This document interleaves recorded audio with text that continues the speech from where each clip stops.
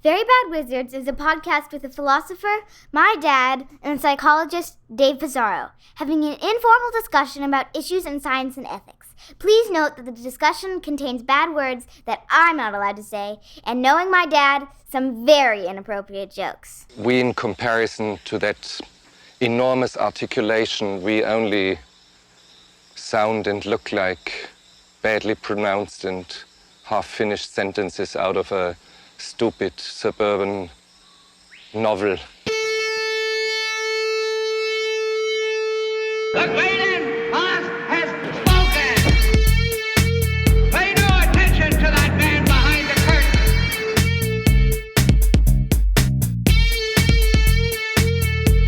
Who are you?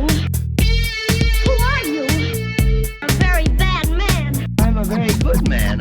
Good man. They think deep thoughts, and with no more brains than you have. Pay no attention to that man. Anybody can have a brain. You're a very bad man. I'm a very good man. Just a very bad wizard. Welcome to Very Bad Wizards. I'm Tamler Summers from the University of Houston. Dave, my long national nightmare is finally over. My house, once again, has a dog in it. Can you guess? Holy Yeah, I know. I didn't tell you yet. What the fuck? Yeah. This is like, I'm literally hearing this for the first time. I interrupted your question though. Okay, what? Can you guess what her name is? That was the question. Ann Coulter. I don't know. Really? That's... I don't know. It was just on my mind. What is this, like She's coming to court now. 2006 or something like that? That was not Little who I Kim. How about expected you Little to get. Kim? Little Kim. It's Little Kim. No, no, it's Trixie. Oh, no way. Yeah. That's awesome. That's awesome. For our ambulators listeners, definitely played a role in it. So, yeah. I haven't even said because I hadn't been ready to speak about it publicly, but Charlie died a couple months ago, soon after Omar did. And it was just like, I had already talked about Omar, gotten a lot of nice, well wishes, and I couldn't just do that all over again for Charlie. And it was just horrible. Like to go from I hadn't lived in a house without a dog in 25 years, 26 years or something like that. Wow. And then all of a sudden it's just gone empty, but no more. We went to the SPCA. I wasn't even the one that kind of drove it. Eliza was home for the weekend. And just her and Jen just said, let's go to let's just do this. She's here. She'll have some kind of say in it. And we just came back with Trixie. I was like, are we sure we're ready? Yeah. That makes me so happy. That's the best news I've gotten all week. That's awesome, man. I'm happy for you. So what does she look like? How old is she? What? She's 3.5 months. They say a shepherd mix, but she just looks like a total mutt, like a little bit of everything, stew, but she's black. She's got big ears. I think she's going to be about 50 pounds, hopefully. I'm a little worried she's too small, but she's young and she's fine. She's having a little potty training issues that we're working out this week. We've just had her for a few days, but I remember when I had my dog at first and I was having potty training issues. I remember you weren't very patient with me. You told me, just keep him in the cage. I don't know what's wrong. Why? So that's what I'm going to tell you. Yeah. Well, she, one of our issues is that she just shits it all over her grate. Trixie! We got to get ready to start listening to you yell. Yeah, she's just a total don't beat sweetheart. her, man. Don't beat her. I don't. That's never a problem. It's always the other end of the spectrum, the worry with me and a dog. At least it's not gay now, That's right. Yeah, you're normal. But I did feel a little bit but are we being disloyal to Charlie and Omar? This is Charlie of shut the fuck up, Charlie. But you just got to move on, and it's just too depressing to come home and there's nobody in the house. No, I like to picture Charlie and Omar like Darth Vader and Yoda when they were ghosts. Proudly. They're just that's good. Nodding. Yeah. I was going to use the technical term force ghosts, but I didn't think you would get it. Yeah, I'm glad you over-explained, or for me, just explained. All right, what do we have on tap today? Enough of my life. In the second segment, we'll be digging into the differences, the often hostile differences between analytic and continental philosophy via a really good 2003 paper by Neil Levy, a veteran of the early 2000s free will and moral responsibility blogosphere. But first, the University of Austin. There's breaking news. On the University of Austin, Texas. We had some fun talking about them back when Barry Weiss put out, it was like 3 years ago or something, like a kind of... Yeah, it was only 2 years ago. I was looking this up. No, it was 2021. It feels like 4 years ago. Was it 2021? Yeah. Yeah, November 2021. She put out this article on her Substack introducing the University of Austin. The writer of that was Pano Canalos, who quit his job at, I don't know, some Catholic university in St. John's. In Annapolis. Yeah, St. John's. Yeah. And it was it was like anti-woke university. We are going to have the conversations that don't happen in the woke academia right now. And they had like this coming out post. And then when you'd go to their website, it was like all of these people, right? It was like Steve Pinker, Leon Cass, John Haidt, Glenn Lowry, Tyler Cowen, and it was like, whoa, yeah. Well, maybe this is not just a grift. Maybe this is right. But they all almost immediately just withdrew their whatever association they have. And some of them they backed into that bush like Homer Simpson. Like all of a sudden they were just disappeared. It's just removed from the website. Yeah, and I think it's because Pano painted like this picture of modern universities as some kind of Stalinist or Maoist regime that runs those places, and like it was so unreflective of the modern universities, like how it actually runs right now, that even all those people who have a lot of sympathy with the general like anti-social justice warriors, and to use the parlance of that era, but they just couldn't support it. They had to get out because they know they actually do teach it at these universities, and so they know. So anyway, exactly. One of the things we had fun like ridiculing them about was their idea of their summer school of forbidden courses. Right. Well, especially because like they announced immediately that they had plans to become a full-fledged university within like 2 years or whatever. They were going to rapidly develop a curriculum, and it just seemed ridiculous that they could get that up and running, and that they announced these like at first it was like online forbidden courses, 2-week sessions. It was like, oh yeah.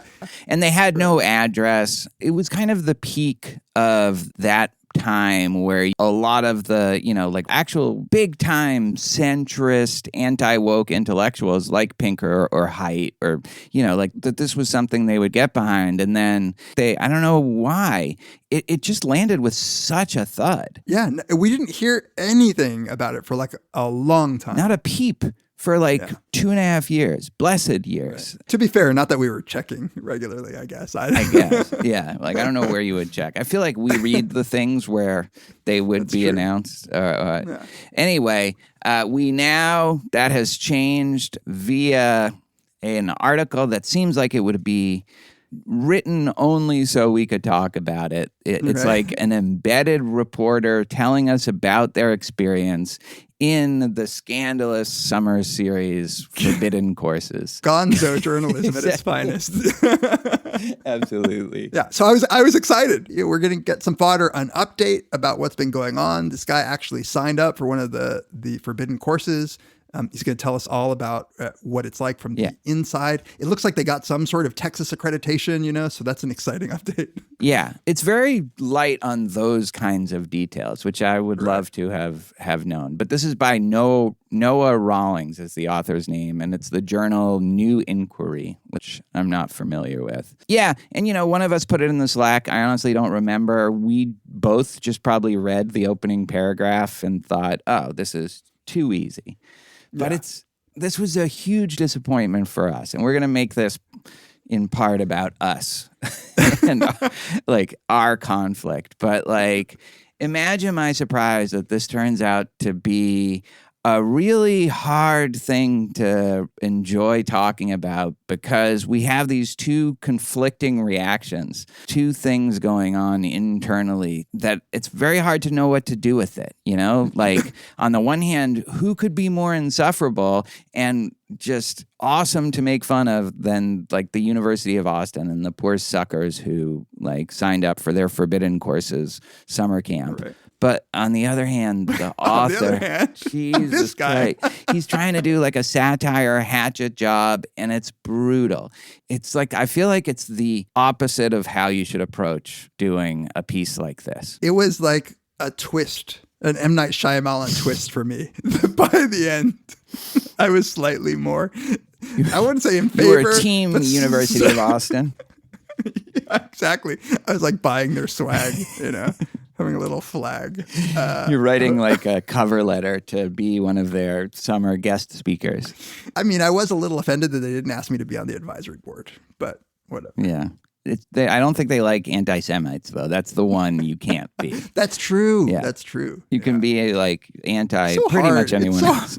It's so hard. It's hard out here for an anti-Semite. Exactly. So the first few lines are, the University of Austin is not in Austin. Not yet. It's 200 miles northeast in Dallas on an office complex owned by Mr. Harlan Crow of Clarence Thomas. I give you gifts that are illegal, like in the hundreds of thousands of dollars. Whenever I read that name, I feel like we should say Harlan Crow. Like Harlan Crow. Right. He does sound like a noir villain who owns all the orange groves or whatever, but with Foghorn Leghorn in there. Yeah, that's true. So it's kind of funny that we don't get any sense of when or even if they plan on actually locating in Austin, do we? Yeah. I don't think so. I didn't get a sense. Yeah. You know what I didn't get? Did they say how much it costs to take these courses? No.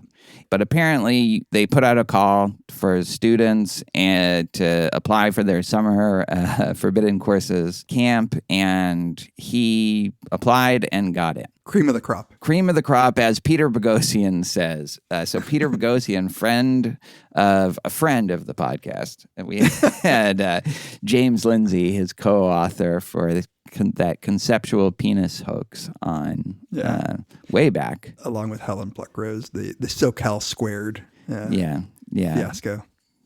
What was it? The conceptual penis and something. Yeah, something like that. Yeah. In a paper published journal. That was the very, like, those were the days, He quit his job at Portland State or wherever he was. And I think he was an instructional professor, and he's a central figure at the University of Austin. And our author sat next to him on the bus to get to the complex. And, it starts out, it's a little annoying, but you feel like, oh my God, this is going to be good, Right. Like he starts talking to him about how you need to exercise as an intellectual. And then it gets to, you got to get into jujitsu. Peter did jujitsu. He says he could murder everybody on this bus and nobody could stop me. It's a superpower. Yeah, which do people talk that way? You literally say, I could murder every single person on this bus. It's like 50-50 for me, whether anything that is reported actually happened. Some of it sounds right. I totally buy that he does jujitsu. That is exactly what those kinds of people do. But, Right. So, yes, I was on board at this point. I was like, haha, Peter Boghossian. Yeah. Maybe a little wary, but on board. Yeah. So the author is taking, of the 4 forbidden courses, Katie Royfe's sexual politics course. We can talk about some of the other courses that are on offer. But a big chunk of the next section is on the opening dinner and the lectures. And here's where I think both of us jumped ship from this article and realized this is going to be tough to figure out what to do with. Do you have the very paragraph? Do you have it up? Yeah, it's funny because we tried to record earlier on this and had to kind of abort. We had to pull maybe we're going to have to again, but no, we're going to tackle this. We're going to get through it. Yes. I hope the listeners can understand just the forces that are opposing each other in our breasts. But an intra-psychic tension. A collision. So here's where we just decided, oh God, like this guy's kind of insufferable too.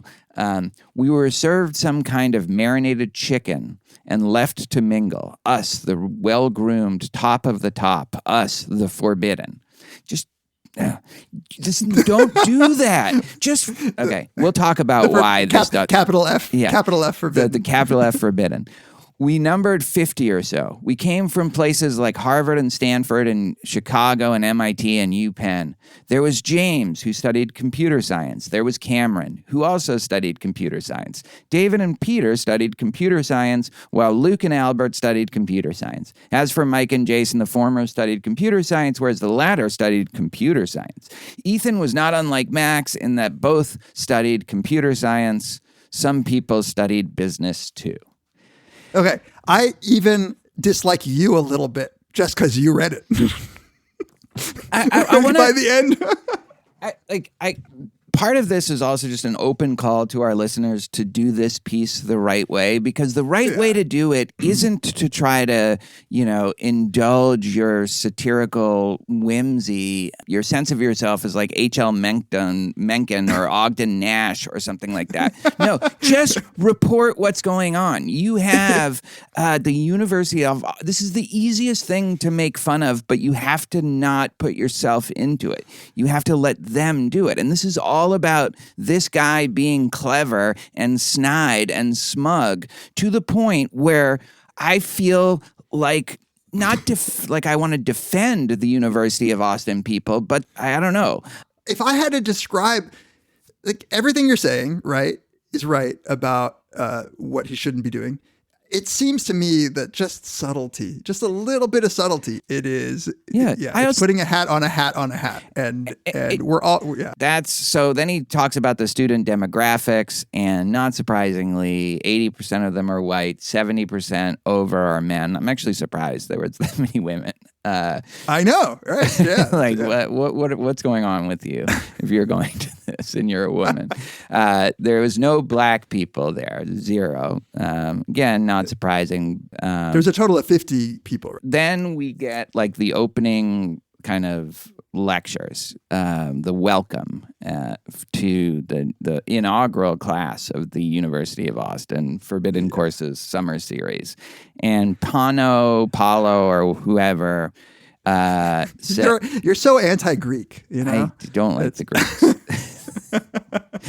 I've never liked the Greeks. The author writes that he says, he told us we weren't starting a university, we were a university. In all but the literal sense of actually being a university. This is what a university looks like. People coming together for conversations, much like the ones we've been having over our complimentary chicken dinners. Dialogue, he said, from the Greek logos. Two rational beings. Again, this is like these two things, which can be more annoying. Two rational beings engaged in rational discourse. He smiled. We smiled. And with a little further ado, he introduced Peter, whom the other students had not had the good fortune of meeting. Again, don't fucking say that. We get it. If a guy's talking to you about jujitsu on the bus, obviously... it's not good fortune to meet them. You don't need to say that. That's the problem with this piece. And Pano says that Peter was kicking butt in the righteous name of freedom. Okay. And then here comes my second least favorite section. Yeah, read this. So he's describing Peter Boghossian coming onto stage. He says, Peter springs to the center of the room. The air pressure changes. A buzz, a hum, a current about us. He brims with a frenzied energy. Something is happening. He's going to give us a taste of what's to come, he says. This is the kind of intellectual activity we're going to experience at University of Austin. We're going to grapple with big issues. We're going to be daring, fearless, undaunted. We're going, he says, to do something called street epistemology. Now, should I keep going? Yeah. Peter Boghossian talking about street epistemology should be the funniest thing you've ever read in your whole life. This should have been a 500-word essay about Peter Boghossian's street epistemology. That would have been perfect. Or just a video of Peter Boghossian doing this. Presented without comment. There's no comment necessary for this stuff. That's my point. You know? And by the end of this, I'm like, is Peter Boghossian really that bad? Which, again, is a thought that I don't think I should be having. But I'm like, is that so fair? I feel like you could say shit like that about my lecturing style, like in a frantic, spastic manner. Well, no, Bizarre, save that, because we'll get to a point where I think you're really right there. So he says, continuing, what is street epistemology? He'll demonstrate. It's one of two things he does, the other being jujitsu. You know, I'm sure he was very proud of that, like little callback. I don't have a life, he says. I talk to strangers and I wrestle strangers. I'm sorry, I'm laughing so hard at you're proud of his little callback because it's... Yeah. I just pictured him on his laptop looking up into the left and being like, yeah. Exactly. Oh, God, they're going to love this. I'm going to get so much pussy from this. Like... First byline. I don't have a life, he says. I talk to strangers and I wrestle strangers. Like, I want to believe he really said that, you know, but but we have to, like, and if he did, you know, it's funny because earlier he said that he had children. I know. Seriously, it's serious divorced dad energy. I think that this is why he's doing this. And apologies to Peter Boghossian's kids if you're listening. And to divorced dads. But before we do street epistemology, Peter needs to think of some questions. He turns his back to the audience, hunches slightly and strides, stroking his chin. He is Rodin's thinker set in manic motion. He is a relentless logician in his study at midnight. He is a frantically philosophical gremlin. Bam! He wheels around and stalks forward and slings his index finger out towards the student, demands of him whether climate change is real, and how certain is he, and why. Bop! He turns to another student and asks whether gender is a social construct, whether trans women are women. Question mark, exclamation point. Yeah. So it's just like... Bam and bop are in all caps. It's like you were saying, there's no comment necessary. There's no like over the top, mockery necessary. You just have to let him do it. I want to see this. Like I think this could be one of the most cringiest things you could imagine. And then and he managed to make his write up of it even cringier. Or as cringy. Or as cringy. Yeah. But the other thing is I don't trust any of this, right? Like no. I know. I feel like he picked some examples that make it seem extra dumb. I mean, is Peter Boghossian really is street epistemology just pointing at people and yelling while you ask a question? I don't even think. Yeah, I assume it's more than that, and also like cringier than that. If you actually got it on its own, unremarked he upon. staggers and weaves as a boxer dances, so Peter lectures. He's the professor you never had. He's a squall of raw intellect. He is Robin Williams in the Dead Poets Society, but ripped. He's putting a gun to the head of your most precious assumptions. I'm done with this. I don't even want to talk about this guy. It's like I'm just done. I'm done.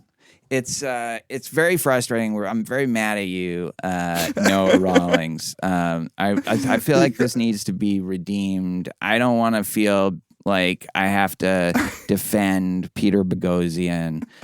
Just a couple of other just facts about it. We won't go down into the... We're like not even a third of the way through the article. Yeah, but yeah. It's not. It's very, and it gets more political. And I probably agree substantively with this author on most political issues. Definitely, he seems like he's from a particularly annoying corner of the left. But a couple other guest speakers that were there: Seth Dillon of the Babylon Bee. Hilarious. The Onion for like conservatives. So I went to the Babylon Bee today just to see.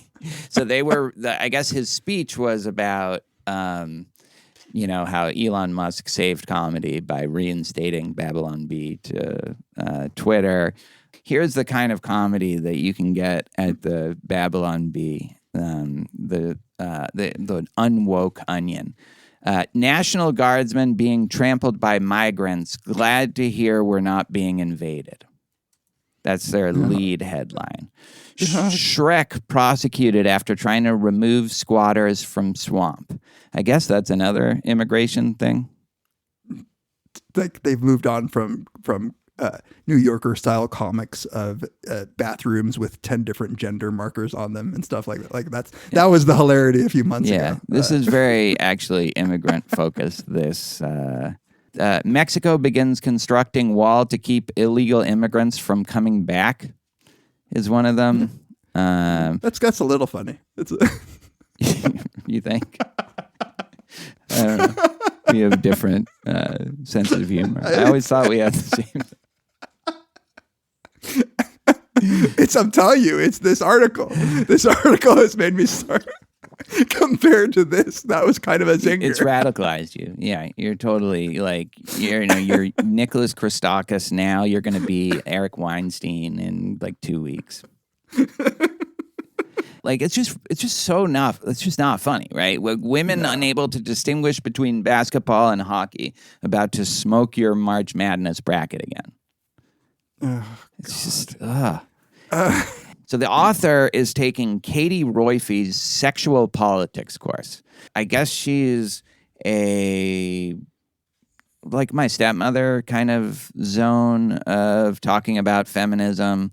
And but then the other 3 courses are the psychology of morality with Rob Henderson, a would-be Jordan Peterson. He says science and Christianity with geophysicist and IQ fetishist Dorian Abbott, whom you could hear say things like, I hate feminism, a grin twisting his face.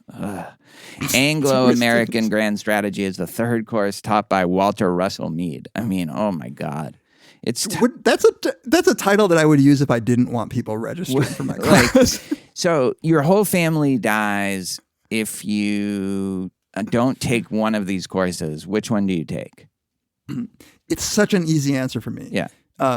It's science and Christianity with geophysicist and IQ fetishist Dorian Abbott. Yeah. I really want to hear what kind of Christian apologetics I would get in there. Would I get some facts? Like, would he talk about how the flood was proven or something? He would talk facts about race and IQ at design. And I'm definitely already an IQ fetishist, obviously. Right. Fellow IQ fetishist. I'd be there for the joke. I just want to see a grin twisting his face as he says, I hate feminism. Yeah. Like 8th grade English okay, class. what if that's off the table now? Which one do you take? I don't know. Okay, because the psychology of morality, I know too much about it, and I think I would just get bored. I think it's like probably like earlier. Evo Psych stuff. Like, why is this a forbidden course? I think there's got to be some Evo Psych. Yeah, with about assortative mating and the ethics of sexuality or something. Because I don't know because talking about the prisoner's dilemma and kin selection doesn't seem to be too forbidden. No, should be forbidden, but What about you? I think so. I don't think I'm doing that. I agree. Science and Christianity. I want to see some IQ fetishism, but. Then I think I might go the sexual politics course. Like, I think it sounds a little dreary, and I'm sure it would be annoying to be with a bunch of dudes talking with, but I still think that, Anglo-American Grand Strategy is off the table by this old, political theorist or something. Like, just sounds brutal. I think I would go with sexual politics. But it's you're rolling the dice because it could be the worst course. Yeah. Right. Yeah, I think we got the right answer. Science and Christianity. Yeah. We're always flirting with Christian apologetics anyway. Yeah. So yeah. All right. Should we wrap this up then? Yeah. Yeah. We'll be right back to talk about another clash of equally opposing forces, continental and analytic philosophy.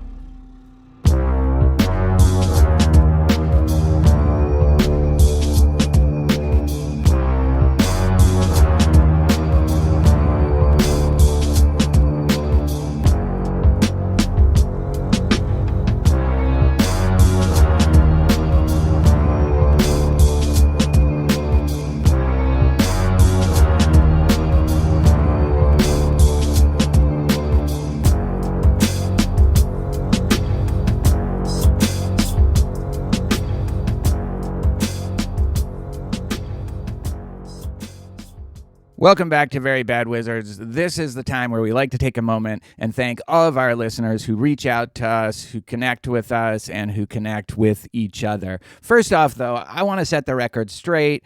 It's now about 5, maybe 6 days since we recorded that opening segment, and Trixie has not had a single accident in all of that time and has just been the most perfect and most snuggly little girl imaginable. So just wanted to say that. Just wanted to defend her honor there.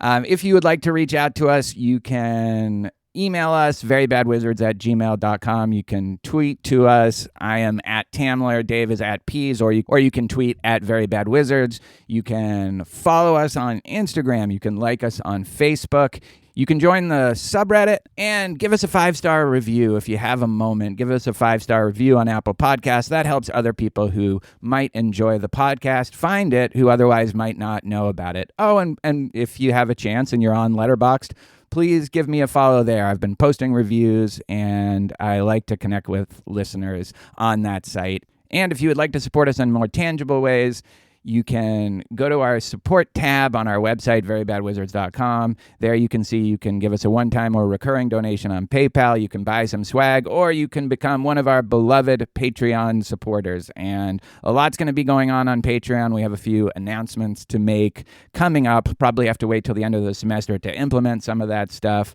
But for now, there are a bunch of different tiers at $1 and up per episode. You get ad-free episodes all the way back, and you get all 7 volumes of Dave's beats. Beats without rhymes. Those are awesome. At $2 and up, you're in our bonus tier, so you get a whole archive of bonus episodes, and we have done, I'm sure at this point, well over 100. Of course, including The Ambulators, our detailed episode-by-episode breakdown of the greatest television show of all time, Deadwood. We are about to record Deadwood Season 3, Episode 3. At $5 and up, you get to vote on a listener-selected episode. We do that a couple times a year, and I think it's finally happening. The vote's not done yet, but it's definitely trending in this direction. We are finally going to be doing The Denial of Death. We put it up there so that the listeners could force us to do it if they so chose, and it looks like you have so chosen. At $10 and up, you can ask us a question every month. On our monthly Ask Us Anything episodes, we will answer you in video form, and we release an audio form of that to all of our bonus tier listeners. So thank you so much for all your generous support. We really appreciate it. We depend on it, and soon we're going to depend on it even more.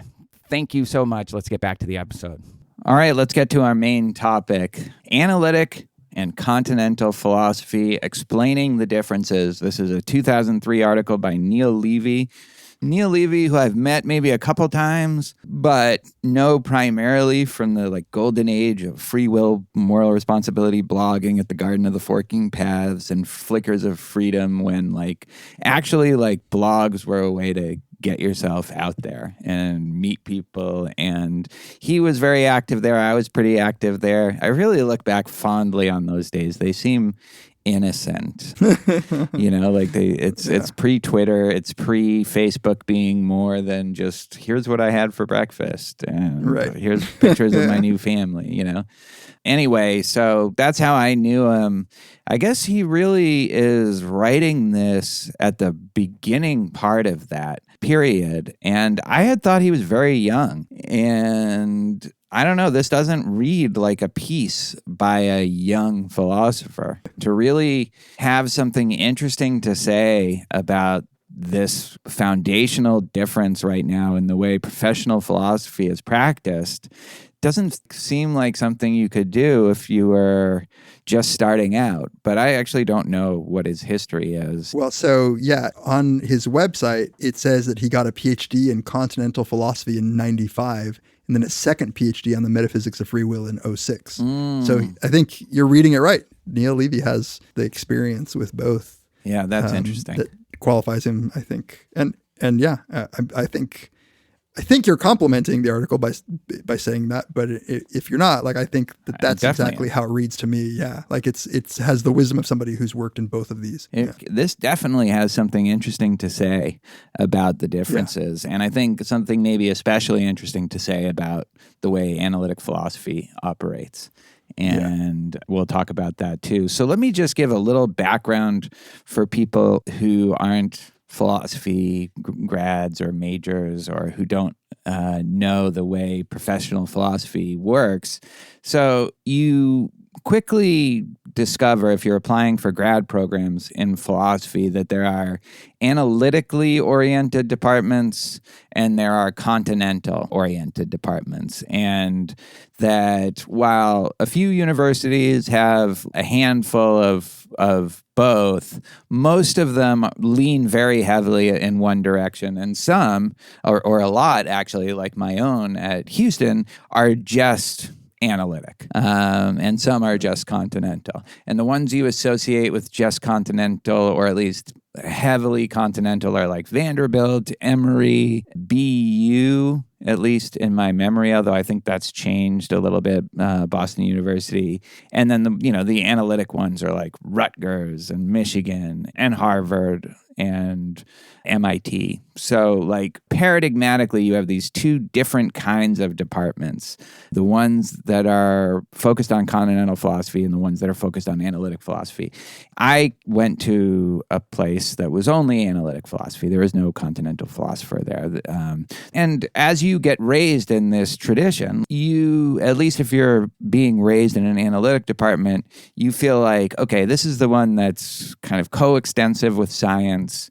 And then there are these freaks over in the continental side, like Derrida and Foucault and Heidegger, who write in extremely obscure prose, very German, very French in terms of, the style of what they're doing. And they're just kind of putting out gibberish and getting laid, to be fair, but like it's still mostly gibberish. And we're doing precise, rigorous thinking.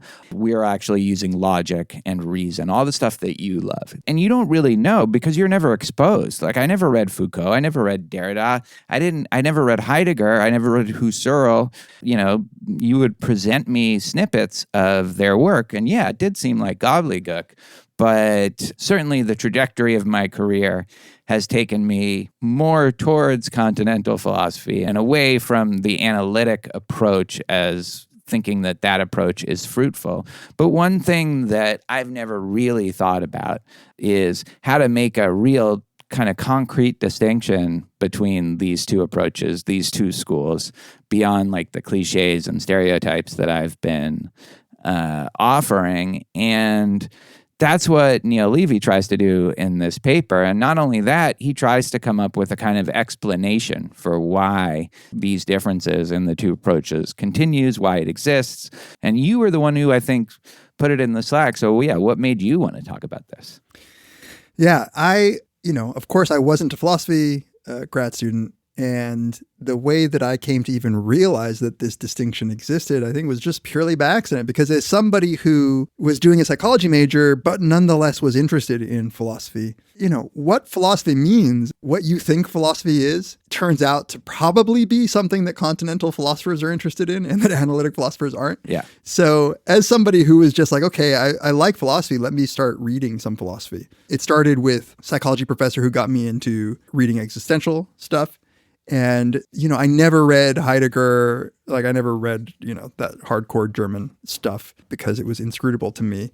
But that's clearly, like, to me, it was clearly linked. It was like a short step away from going to Kierkegaard to going to Heidegger, right? So like I had a professor who loved Heidegger. And so then it was weird that I was just never exposed to really the analytic, or like I should say I never read stuff in the analytic tradition because, again, I was not told that this was stuff I should read until I got to graduate school and I started taking courses in the philosophy department at Yale because I was interested in just learning more about moral stuff because I wanted to do moral psychology.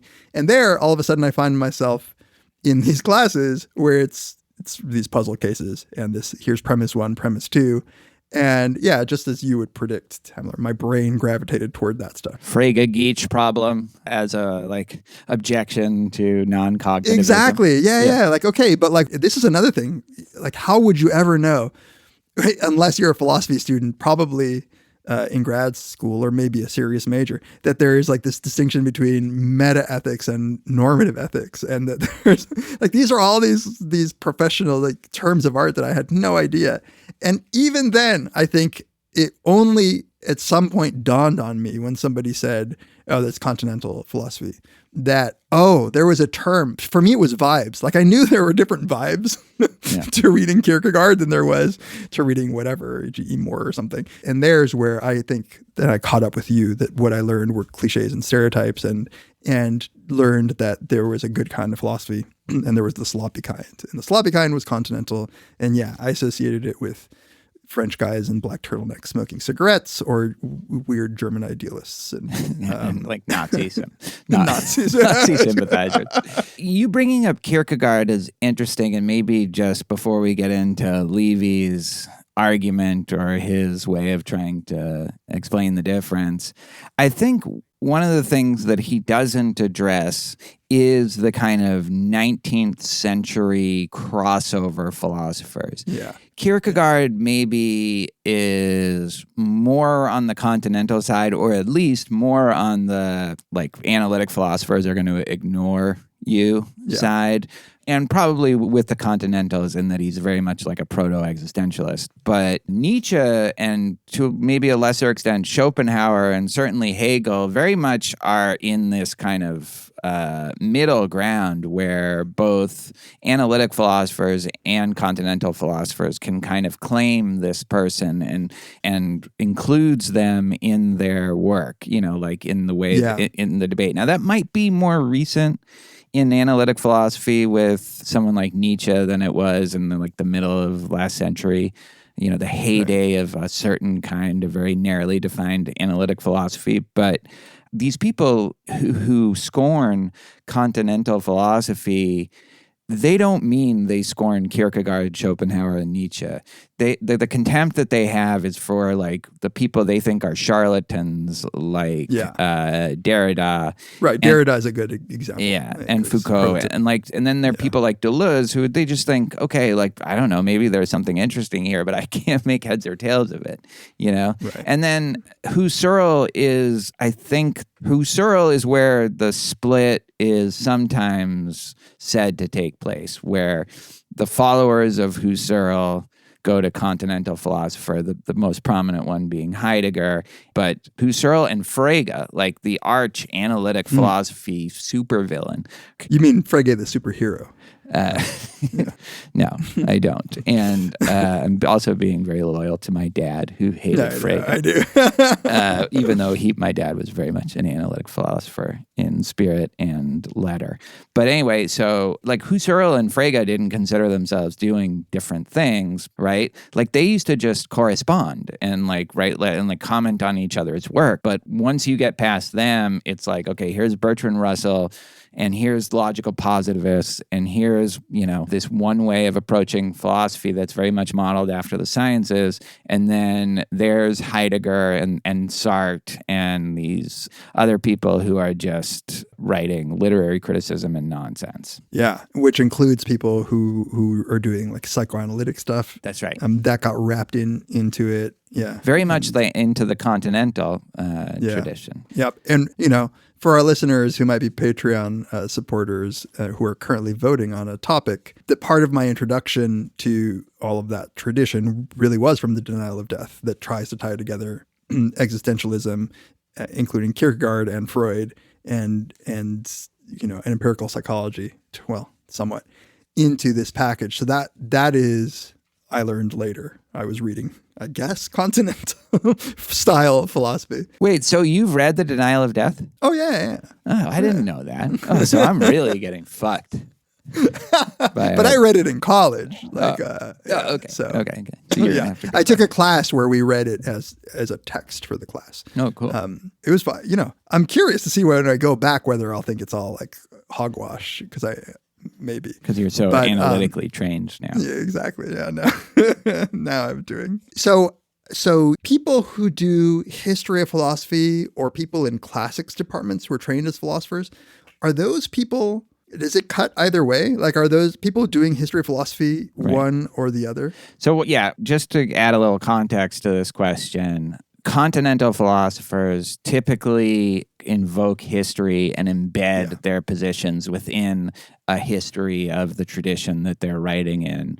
Whereas, like there are plenty of exceptions to this, but analytic philosophers are like, there's no point in going back to Ptolemaic astronomy. Like we've made progress and that stuff is only interesting sociologically. Maybe, here's some Aristotle stuff that might still be relevant today, but I'm going to talk about it not in the context of the historical circumstances that it emerged, but rather to the extent that it can help my argument, right? Right. Is the argument true that Aristotle made in these 2 pages true or not? Yeah. And in that way, it's a very impoverished, I think, way of approaching philosophy. And I think the continental philosophers, it can be a little tedious sometimes to go through a whole history, but I think they're right to recognize that historical context matters when you're discussing certain kinds of positions and certain ideas. So your question then presumes that people who study like history would be continentally oriented, and they're not. So the real question is whether they're analytic philosophers or they're their own special weird group. They're historians. Yeah, and I think it's that. That's my understanding. Okay, so let's go into Levy's argument here. Yeah, I want to just give him credit for even trying, because I just thought, okay, well, the answer is just like there's 2 traditions. It's like West Coast hip hop and East Coast hip hop. Like, I don't know, it's just like, is there really a need to answer this? And as he was writing, I got convinced that no, there is something deeper to this. Totally. Yeah. And he says, I'm not going to try to find necessary and sufficient conditions. I get that this is family resemblance. Yes, there are some people even today, like Charles Taylor and Alistair McIntyre, who kind of have one foot in both camps.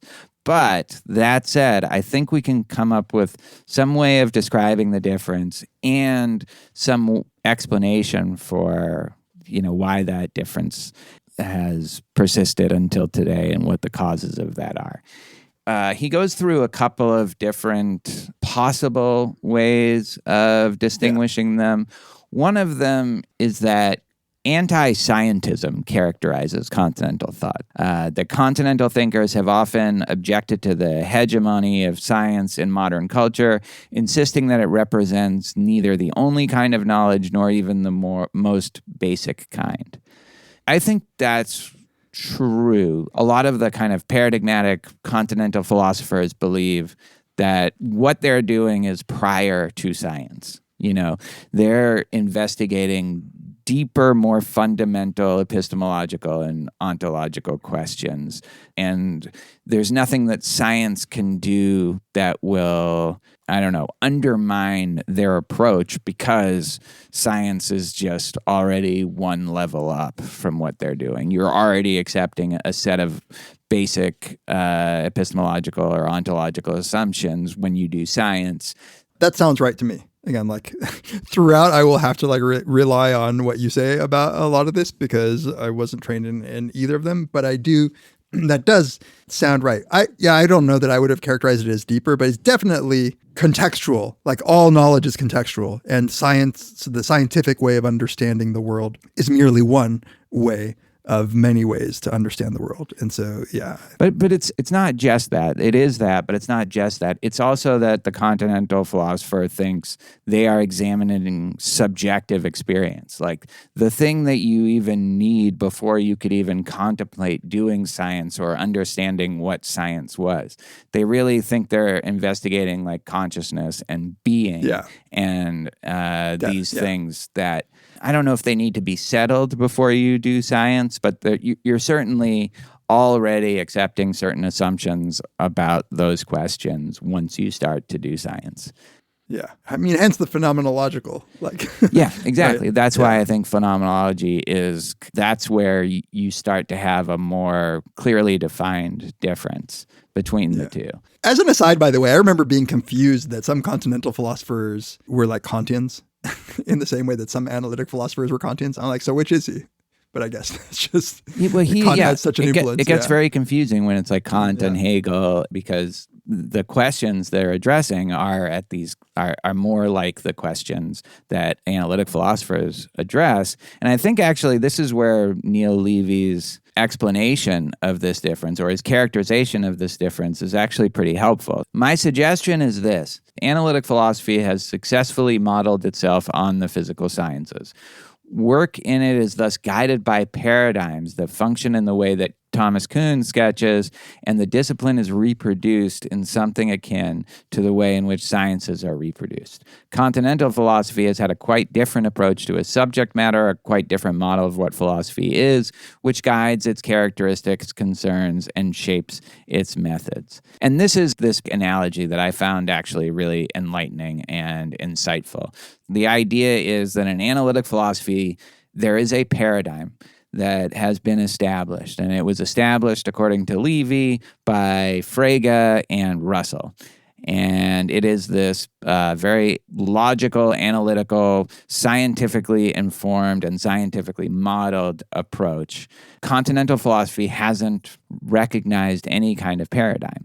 And so because analytic philosophers they think this is the way of doing philosophy, whether it's through conceptual analysis or whether it's through some broader kind of naturalized epistemology, that it's still going to be, I am presenting you an argument to lead to a sound conclusion, and you can get, according to Levy, progress through that along the lines, and I have questions about this, but you can get results and progress when you do normal philosophy, puzzle cases and these counterexamples to puzzle cases and these new theories that can handle those counterexamples.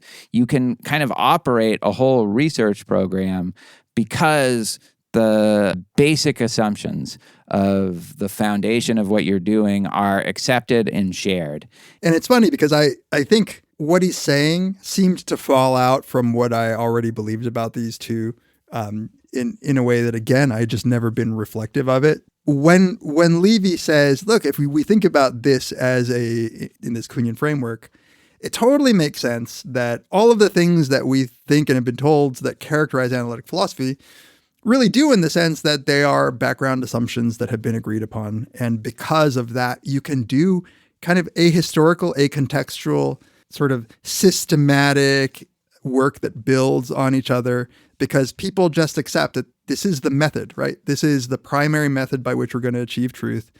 And so I can take your article. This is another thing that I found fascinating. He says that because of this, analytic philosophers can primarily make their contributions in journal articles, whereas continental philosophers have to write books. I thought that was totally true. Yeah. You could go your whole career as an analytic philosopher and only write journal articles. And even in Getier's case, only write one. Only write a 3-page one. Yeah. Right. And a lot of analytic philosophy books are really a collection of articles. That's right. Or lectures or whatever. Obviously, a lot of exceptions. Some of the most famous work in analytic philosophy is in book form. The Theory of Justice, Word and Object. This is not going to be an exhaustive way of describing these. There are exceptions. So I loved it. Like I love it to think of continental philosophy as pre-paradigmatic. And because of that, when you have a pre-paradigmatic approach, you can get a lot more originality and novelty in arguments. And you can get people who work on bigger picture stuff that are completely outside of the paradigm of the analytic philosophical tradition. Stuff that doesn't neatly fit into any of the problem space that analytic philosophy has laid out for itself.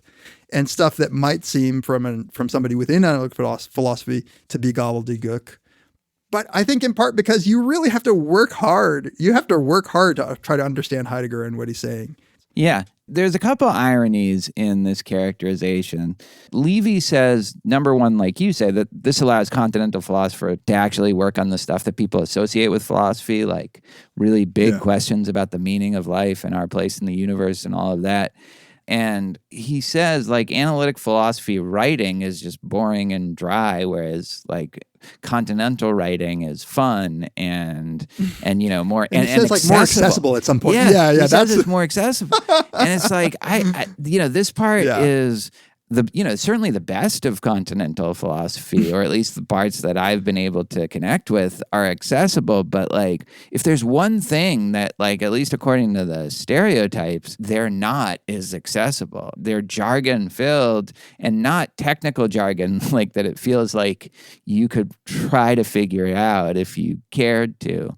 And maybe this is just my prejudice talking, but I thought that was kind of interesting that, you don't get from Levy in this the kind of caricature of continental philosophy as being actually quite the opposite of accessible, just obscure even to people who are giving good faith efforts to trying to figure out what's going on.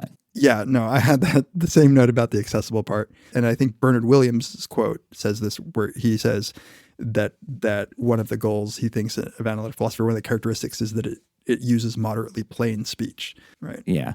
As somebody who has really wanted to connect with continental philosophy, because I've become so skeptical of the paradigm that analytic philosophy is often working with, that it's hard to engage. I have found it like very hard to access what it is that they're talking about, even though I feel in my soul like this is going to be like, if I can grok this, as you would say, like I will agree with it, or at the very least it will inspire me to like understand something about this problem that I'm thinking about. So, I do think there's some jargon in continental philosophy. If we read Derrida or Deleuze, it's not normal science though, but a set of terms and a set of ideas that you need to have down if you're going to figure out what's going on in some of that work. Right. There is a comfort that comes from this paradigmatic nature of analytic philosophy, where I can easily like turn to a philosopher in the analytic tradition and ask them to explain what is meant by internalism in moral philosophy. And they can just tell me, like, well, it's very clear what it means. I think the problem with analytic philosophy in that respect is really the problem with normal science, when they reach a certain point. It is very comforting and it's nice and people can understand each other.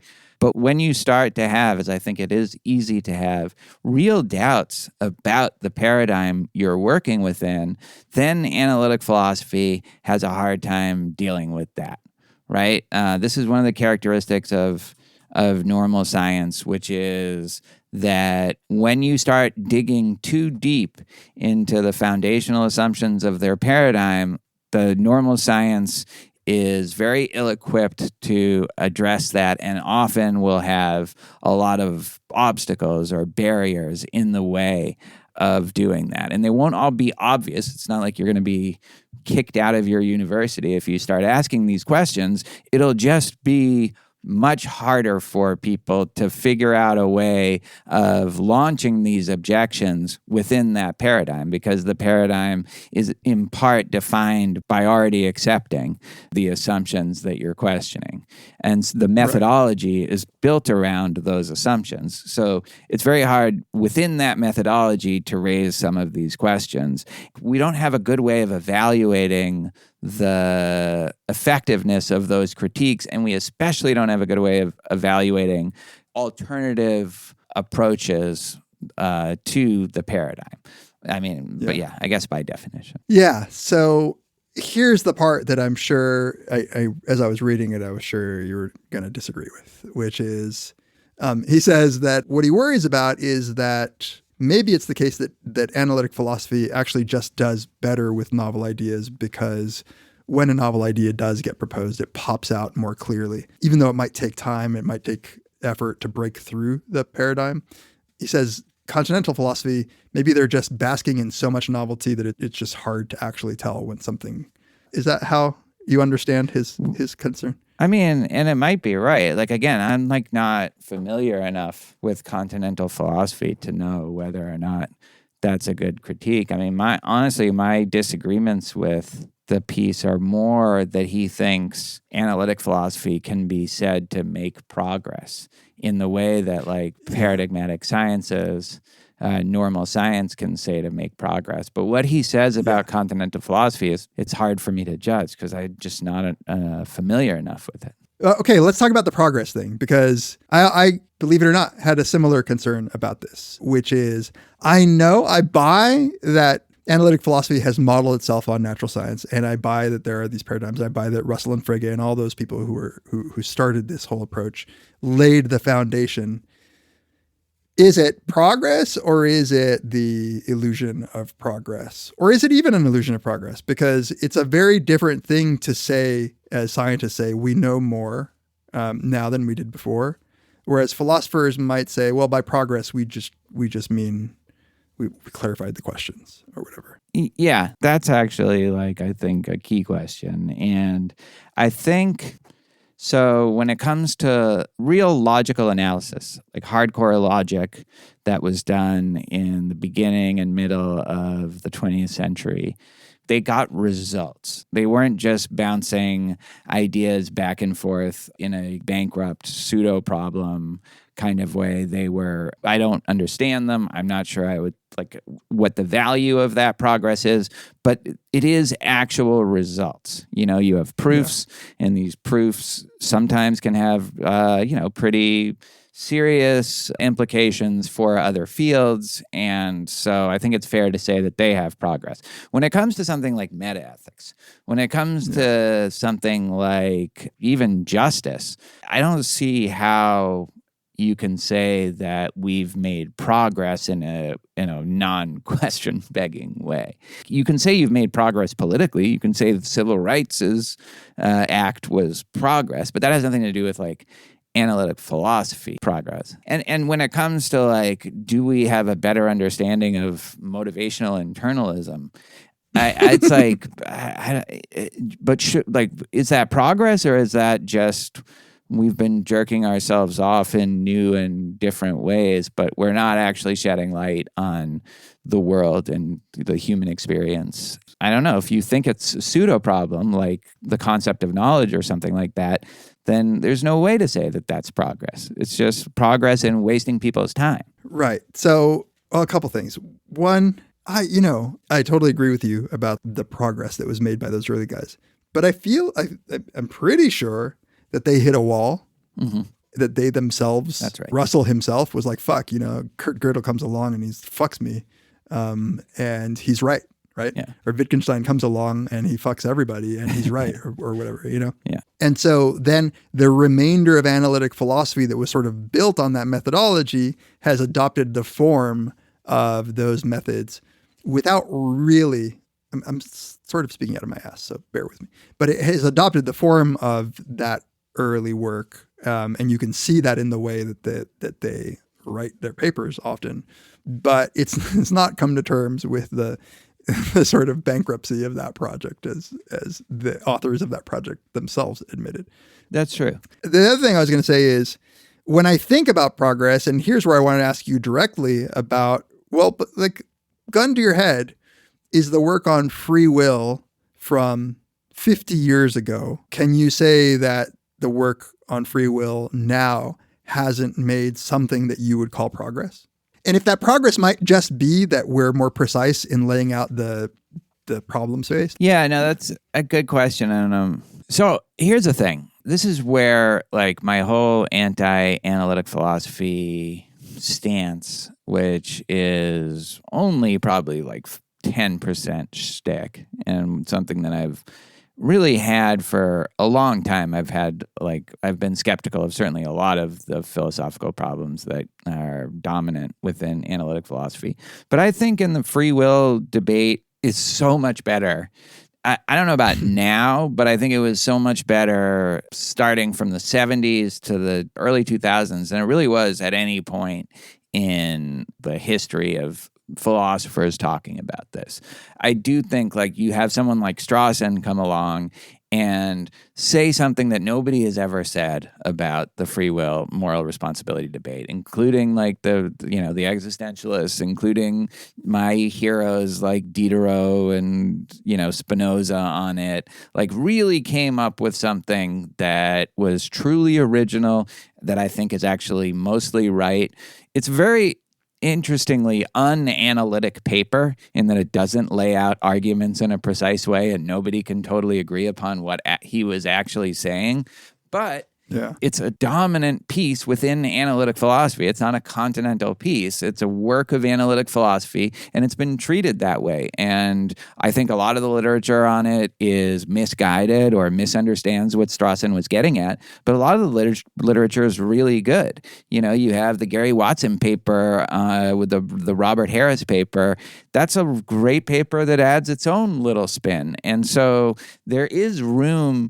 You know, it's funny to say make progress. Like, yeah, to understand the problem of freedom and responsibility, if that's the goal, then we understand it better, I think, because of the way analytic philosophers have approached it.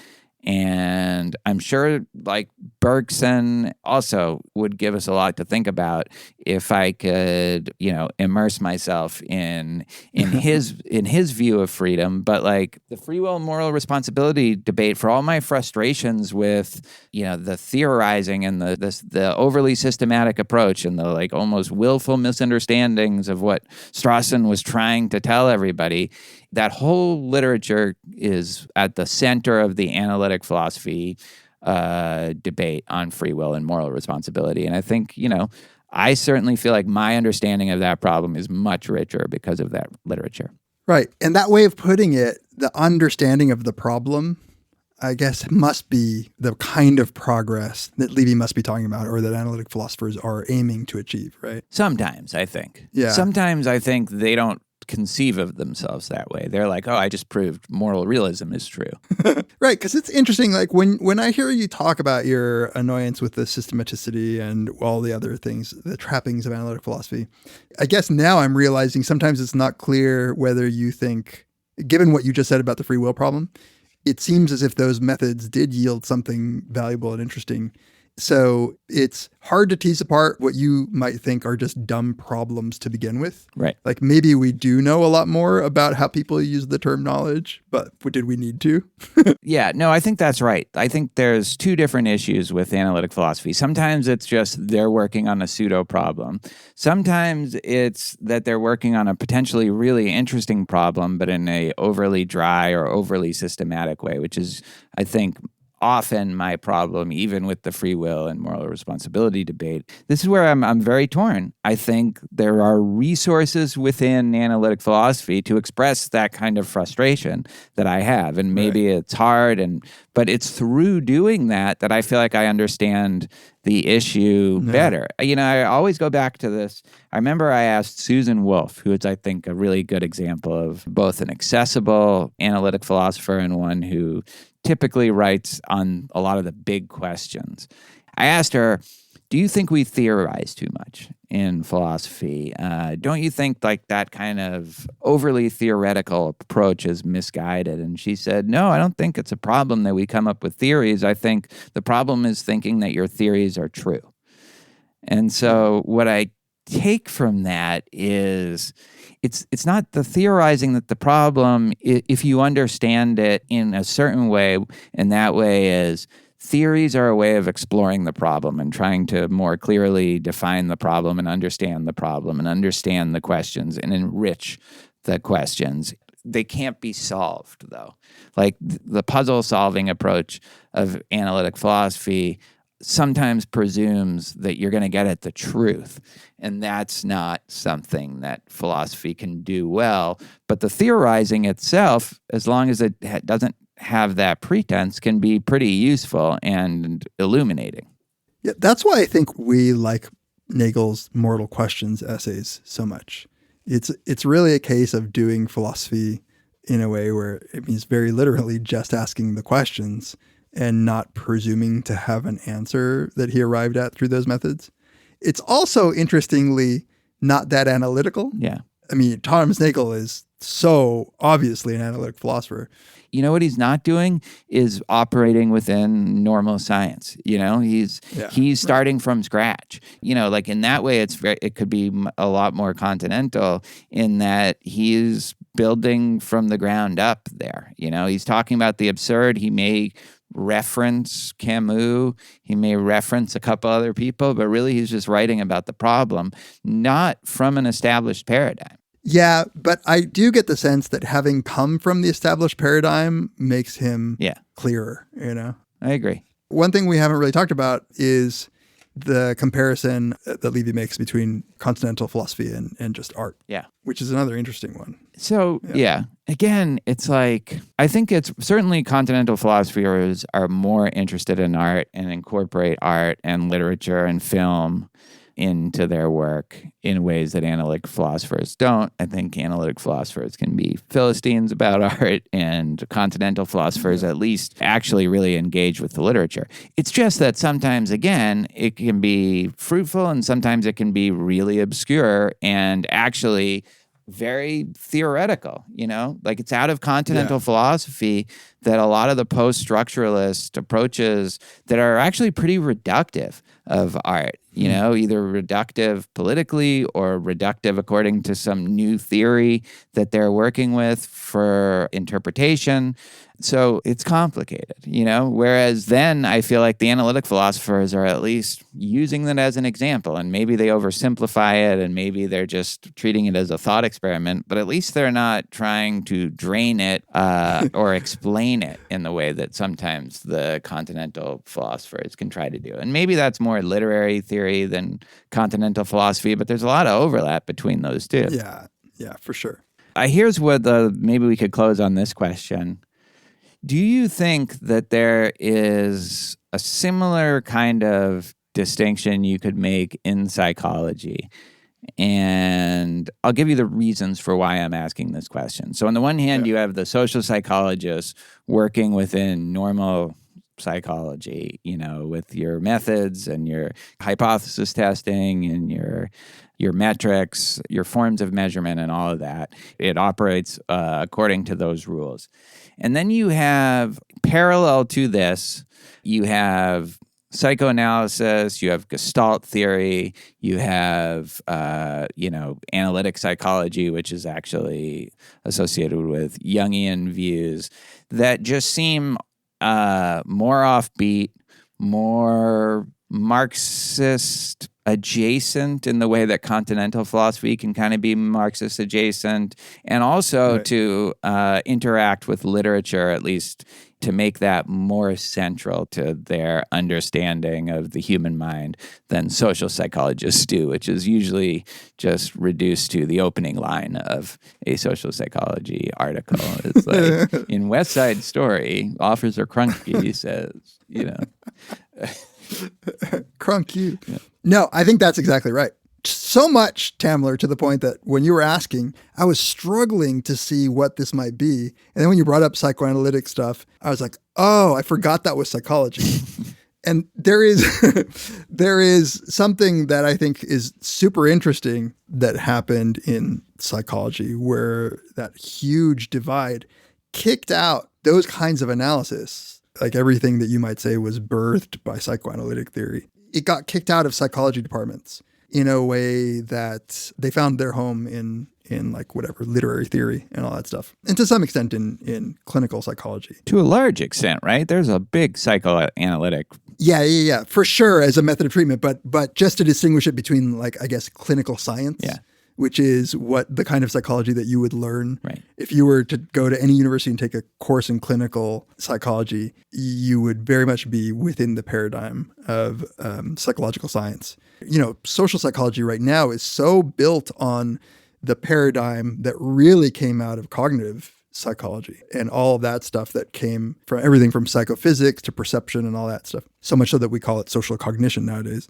And the other stuff just got squeezed out. And this does, I think, illustrate a point that I was thinking about that Levy makes, which I think can sociologically help to explain why that happened. And it's what he says about, and I guess borrowing from Kuhn, that paradigmatic normal science is self-reproducing in a way that the other stuff really isn't. And both in analytic philosophy and in psychology, you can become a graduate student and just be introduced to this specific problem and then use all the methods to work on that problem. Right. So you know when you come in and you start thinking about what you're going to do for your dissertation, you kind of already know what the problem space is and how you might go about doing it in a way that lends itself really nicely to pumping out PhDs. Yeah, and punching out articles. Yeah, in a way that's like, I don't know, I guess in continental philosophy, you learn how to make contributions that way. But I suspect that that's probably why analytic philosophy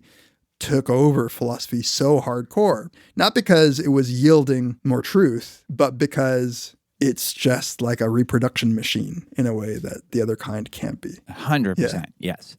Because it gives people a way of like a set of somewhat objective criteria, like is this argument good? Like did they provide enough evidence for this premise? And I can evaluate like the work of a psychologist on a committee that doesn't do what I do, but I can use my tools to evaluate whether their work is good or not. Like it's not too hard. So long as I understand some of their, specific methods or terms of art or whatever, I can say whether it's good or bad in a way that I don't. The one way I thought it might be disanalogous is that psychoanalytic theory is itself a pretty well-defined paradigm, right? And that there are people who work in that tradition who have kind of built on Freud's ideas, maybe broke with him on a couple of things, but carried it forward. And, and there's a lot of psychoanalytic approaches to politics and art. And it does feel like they are working within the paradigm, even if it's not at all the paradigm that scientists are working within. Yeah. I don't know what the answer to that, the right answer is. I was talking to Nikki about this article, and she was saying something about it's wrong to think that continental philosophers aren't also working in a paradigm. And in my defense of Levy, I was saying, well, I think if you mean by paradigm a bunch of widely shared assumptions and methods, then no. But if you just mean like a knowledge base, some shared beliefs, then maybe. But that's not, I think, what Kuhn or Levy mean by paradigm. And I think Levy makes this point that I also found really interesting, where he says that this is why continental philosophy talks more about individual authors. So like the currency is to talk about what does Foucault think about this, right? Not what is the finding in this domain. And I think psychoanalytic stuff is somewhere in between, where if you say you're a psychoanalytic theorist, people might want to know right away, are you a Freudian? Are you a Jungian? Are you this or that? Like it's more acolyte kind of, let's extend, because obviously not everybody can reinvent the wheel. Right. But they kind of will choose which school. And by school, it's really like this person's work is central or not. Yeah. Marcuse. Right. Someone like that. Yeah. No, that's right. And that's very analogous in that way to continental philosophy. I remember a jarring time where one of the only times I gave a talk in an interdisciplinary place where there were plenty of people from the continental tradition and from the psychoanalytic tradition, and even from like the kind of anthropology that's more a humanity than it is a science. And I gave my talk, which was just very straightforwardly, here's my studies, here's my measures. And the questions were like, what do you think a Foucaultian approach to this would be? And I was so confused. I was like, can you tell me what he thought about this? And then maybe I can tell you what I would say. I thought this was just name dropping, you know?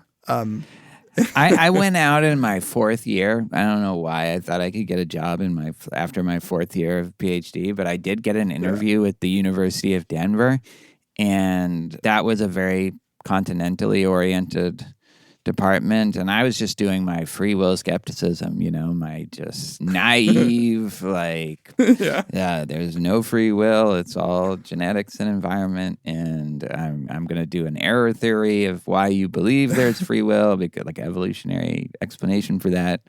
I don't know why they gave me an interview, but I do remember that exact question coming from one of the committee members, and he was not being a dick. He was just like, Deleuze said, like, you talk about Spinoza and what Spinoza, like, have you read Deleuze on Spinoza and his whole analysis? And I had never heard that name in my whole life. That was the first time I had ever heard the word Deleuze spoken. Right. But that was considered to be a legitimate legitimate question because I guess there are certain foundational figures, even if there's no paradigm, that people have to talk in the context of. Maybe that's part of their historically oriented approach. I don't know. Yeah. Yeah. Well, do you think this article was continental or analytical? It's pretty analytical. Here's where you can tell that it's analytic. This essay will fall into two parts. In the first, I shall examine some recent attempts to characterize analytic and continental philosophy, hereafter AP and CP, respectively. That's not something you would see in a continental piece. I shall suggest that all failed to state necessary and sufficient conditions that could function as criteria with which to count. Indeed, there are no such criteria, or so I shall contend. Right there, that sentence. Indeed, there are no such criteria, or so I shall contend. You wouldn't find that in a continental. No, it's true. Even, you're right, the AP and the CP, the minute I read that, I was like, oh, okay. He can't be bothered to write analytic so many times. It is funny that you don't find that in continental. They just don't do that. You don't just start taking words away and putting letters in their place. Right. The longer the word, the better for them. Exactly. So that's the German influence, probably. Exactly. Yeah. All right. That's the analytic continental tradition. I want to be more into continental than I am. Well, we just need to pick a text, I think. I agree. And dive into it. Yeah. Well, Schopenhauer is not going to win, but I think we're going to get to Schopenhauer. That can be like our little step. One of the questions I had in my notes is like, where do the pragmatists fit in this? Like James and Dewey and or Peirce or somebody. They also seem like they have foots in both camps, in both style and the kind of substance of. For sure, because the divide came later. Yeah. Like I could see both camps claiming some of them. Yeah. And so James, both camps ignore James. them also. Like the actual fact is that both camps ignore them. Yeah. Social psychology uses James as opening lines all the time. Yeah, but not in philosophy, not that much. Yeah, that's true. All right. Well, that's it from us on philosophy and psychology bonus. Join us next time on Very Bad Wizards. The great boss has spoken. Pay no attention to that man behind the curtain.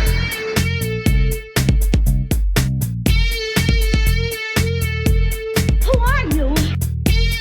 Who are you? A very bad man. I'm a very good man. Good man. They think deep thoughts, and with no more brains than you have. Pay no attention to that man. Anybody can have a brain. You're a very bad man. I'm a very good man. Just a very bad wizard.